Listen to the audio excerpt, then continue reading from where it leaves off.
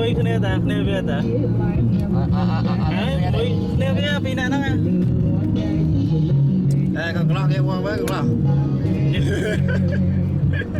មិនគ្នាវាពណ៌សាវាស្គាល់គ្នាមែនបើចង់និយាយថាវាបែកចែកគ្នាត្រឹមត្រូវវាអត់ជើងមួយគ្នាទេព្រោះវាជ្រឹងបាត់ស្គាល់ក្រជាមួយគ្នាអាថតវីដេអូចូល